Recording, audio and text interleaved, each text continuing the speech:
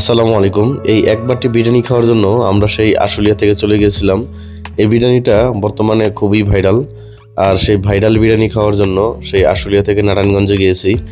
দেখতেই পাচ্ছেন এখানে মোটামুটি একটা লম্বা লাইনে দাঁড়িয়ে তারপরে বিরিয়ানি খেতে হবে। আর এই বিরিয়ানি খাওয়া নিয়ে আমাদের মোটামুটি অনেক কাহিনী হয়ে যায়। তো সেই কাহিনীই আজকে আপনাদেরকে বলবো। আমরা চলে যাই নারায়ণগঞ্জের বুরুন্দিতে। এটা আসলে একটা গ্রামের নাম। তো আসলাম বিরিয়ানি দিয়ে সার্চ করলে আপনারা পেয়ে যাবেন নারায়ণগঞ্জের সেই বিখ্যাত আসলাম বিরিয়ানি। দেখতেই পাচ্ছেন কি পরিমাণ মানুষ এইখানে। আসলে উনি ওনার বাসার ভিতরে প্যান্ডেল করে বিরিয়ানি খাওয়ায়। আমরা মোটামুটি 3টার দিকে ওইখানে পৌঁছাই। আর গিয়ে দেখি মাত্র 1 হাঁড়ি বিরিয়ানি অবশিষ্ট আছে।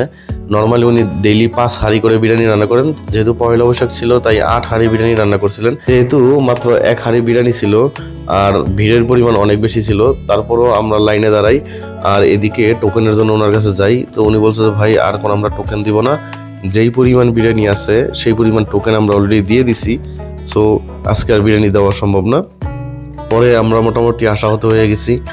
তো আমি লাস্ট পর্যন্ত হাল ছাড়ি নাই, বন্ধুদের কয়েকজনকে লাইনে দাঁড়া করে দিছি। আর আমরা 2 জন গিয়ে ওইখানে গিয়ে ওনাকে অনেক বুঝাইছি যে ভাই আমরা সেই আশুলিয়া থেকে গেছি, আপনি যদি না দেন তাহলে আমাদের একটু আফসোস থাকবে আর কি, নয়তো আবার কবে আসবো তার তো কোনো ঠিক নাই। অনেক শুনছি আপনার বিরিয়ানির কথা। তো উনি যখন ওনার টোকেনের বিরিয়ানিগুলো শেষ করছে তারপরে আমাদেরকে প্রথম টোকেন দেয় এবং আমরা ফাইনালি বিরিয়ানিটা হাতে পেয়ে যাই। ছোটখাটো একটা যুদ্ধ জয়। দেখতেই পাচ্ছেন একদম গরম গরম বিরিয়ানি, একজন হাতে রাখতেও কষ্ট হচ্ছে।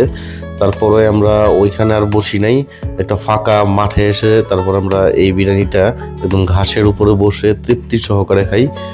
মনে করেন যে আমরা একদম পিকনিক করতে গেছি, এমন একটা আবহাওয়া সৃষ্টি হয়েছে। আকাশও মেঘলা ছিল ওই টাইমে, তবে গরমটা অতিরিক্ত ছিল যেহেতু, তাই আবহাওয়ার গরম প্লাস একদম বিরিয়ানি গরম মিলে আমাদের আসলে খেতে খুব কষ্ট হয়েছে। বাট এত স্বাদের বিরিয়ানি মানে আমি খুব কমই খাইছি। বিরিয়ানির টেস্ট একদম বলতে পারেন 100-তে 90 তো দেওয়াই যায়। আর মনে করেন যে সুজন ভাই একটা এই বড় একটা হাড্ডি পাইছে যেটার মধ্যে ভালো ক্যালসিয়াম ছিল, ওটার মধ্যে আমি একটু ভাগ বসাইছিলাম। আর মাংসের কথা কি বলবো, মাংসের কথা আলাদাভাবে বলতেই হয়। প্রচুর পরিমাণে মাংস ছিল। প্রত্যেক লোকমায় আপনি 1 পিস করে মাংস তো অবশ্যই পাবেন। এটা 300 টাকার একটা বাটি।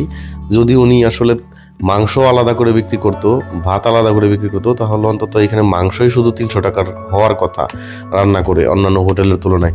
আমাদের এত দূর জার্নি করা আসলে সার্থক ছিল, শুধু এই বিরিয়ানিটা খাওয়ার জন্য গেছি।